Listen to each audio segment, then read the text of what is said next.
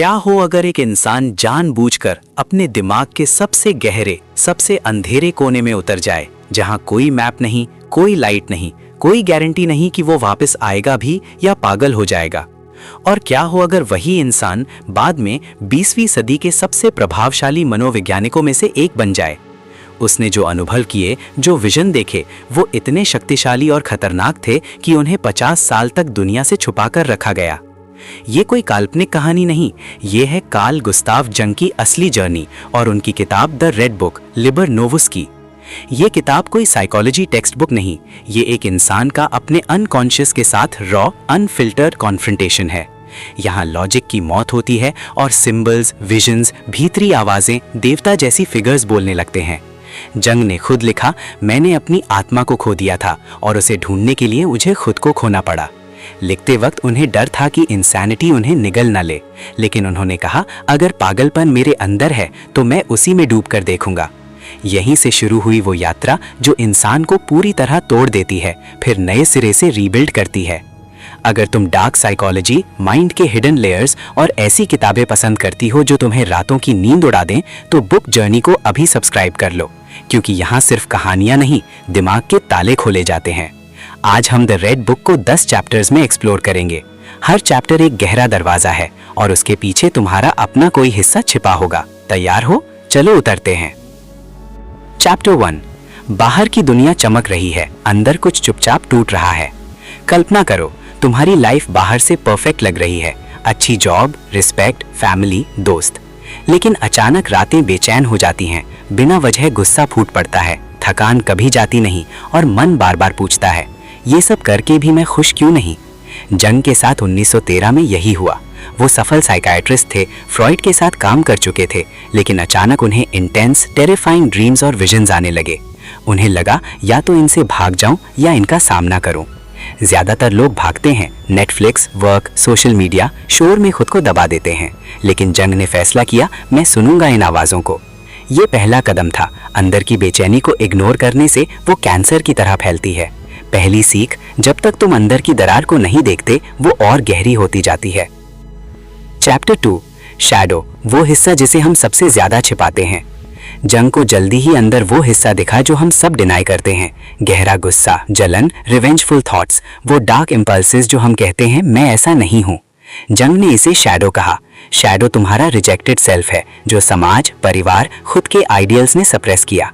मिसाल, कोई कहता है मैं कभी जेलस नहीं होता, लेकिन छोटी छोटी बातों पर जलन से जल जाता है। हम अच्छे बनने के चक्कर में शैडो को दबाते हैं, लेकिन दबाया हुआ शैडो अंदर पॉइजन बनकर फैलता है। डिप्रेशन, प्रोजेक्शन, दूसरों पर अपना गुस्सा थोपना, टॉक्सिक बिहेवियर। जंग ने शैडो से लड़ाई नहीं की, उसे इंटीग्रेट किया। समझा कि गुस्सा डिस्ट्रक्टिव नहीं, अगर कॉन्शियस हो तो क्रिएटिव पावर बन सकता है। शैडो को एक्सेप्ट करने से इंसान कम जजमेंटल बनता है, खुद के लिए और दूसरों के लिए। चैप्टर 3। अनीमा, अंदर की वो शांत, गाइड करने वाली फेमिनिन एनर्जी। शैडो को फेस करने के बाद जंग को एक नई प्रेजेंस मिली, एक सॉफ्ट, इंट्यूटिव वॉइस जो डराती नहीं बल्कि गाइड करती है। इसे उन्होंने अनीमा कहा, पुरुषों में फेमिनिन आर्केटाइप। अनीमा वो इनर विजडम है जो इमोशंस, रिलेशनशिप्स, क्रिएटिविटी से जुड़ी होती है। कभी एक्सट्रीम गुस्से में हो, लेकिन अचानक अंदर से फील हो, ये गलत रास्ता है, रुक जा। या क्राइसिस में अंदर से होप मिले, ये गुजरेगा। ज्यादातर लोग इस वॉइस को ड्राउन कर देते हैं एक्सटर्नल नॉइस से, लेकिन जंग ने सुनी। अनीमा शैडो का ऑपोजिट बैलेंस है। Shadow raw energy, enema compassionate understanding. दोनों को इंटीग्रेट करने से इंसान मैच्योर होता है। चैप्टर 4। सेल्फ, वो केंद्र जहां सब कुछ कन्वर्ज होता है। अब बड़ा सवाल, मैं असल में कौन हूं? हम आइडेंटिफाई करते हैं नेम, जॉब, रोल से, लेकिन जंग कहते हैं ये पेरिफेरी है, असली सेंटर है सेल्फ, होल साइकी का ऑर्गेनाइजिंग प्रिंसिपल। सेल्फ ईगो से बड़ा है। ईगो सिर्फ कॉन्शियस माइंड है, सेल्फ कॉन्शियस प्लस अनकॉन्शियस दोनों को जानता है। सेल्फ होलनेस का आर्केटाइप है, मांडला जैसे सिंबल्स में दिखता है।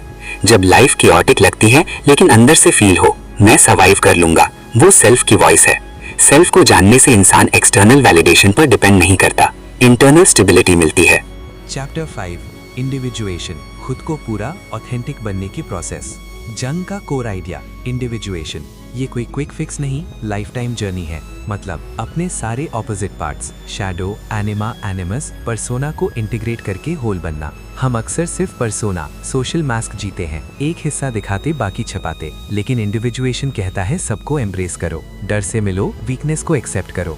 ये पेनफुल है, पुरानी आइडेंटिटी टूटती है, लेकिन नया ऑथेंटिक सेल्फ इमर्ज होता है। इंडिविजुएटेड पर्सन कम रिएक्टिव, ज्यादा कंपैशनेट, क्रिएटिव होता है। चैप्टर 6, सपने, विजन और सिंबल्स, अनकॉन्शियस की भाषा। जंग ने देखा, अनकॉन्शियस सीधी भाषा में नहीं बोलता, वो इमेजेस, सिंबल्स, मिथ्स में कम्युनिकेट करता है। सपने रैंडम नहीं, कंपनसेटरी है। जो कॉन्शियस में मिस हो रहा वो ड्रीम्स में आता है। गिरने के रिपीटेटिव ड्रीम्स इनसिक्योरिटी दिखाते हैं, फ्लड ड्रीम्स ओवरवेलमिंग इमोशंस। जंग ने अपने विजन्स को पेंट किया, डायलॉग किया। सिंबल्स को अंडरस्टैंड करने से लाइफ की डायरेक्शन मिलती है, वार्निंग या गाइडेंस। चैप्टर 7, द क्राइसिस, टूटना और रीबर्थ। हर जर्नी में dark night of the soul आती है, सब कुछ मीनिंगलेस लगता है, पुरानी बिलीफ्स कोलैप्स। जंग के लिए ये 1913-1916 का पीरियड था, लेकिन उन्होंने कहा क्राइसिस डिस्ट्रक्शन नहीं, ट्रांसफॉर्मेशन है। पुराना ईगो मरता है ताकि बड़ा सेल्फ जन्म ले। दर्द से भागो तो स्टक रहते हो, दर्द को फेस करो तो रीबर्थ होता है। चैप्टर 7, मीनिंग ऑफ लाइफ, खुद को जानने से मिलती है जिंदगी का मतलब। सक्सेस, मनी, प्लेजर नहीं। जंग कहते हैं मीनिंग तब आता है जब तुम अपने एक्सपीरियंसेस, पेन, जॉय, लॉस को इंटीग्रेट करते हो।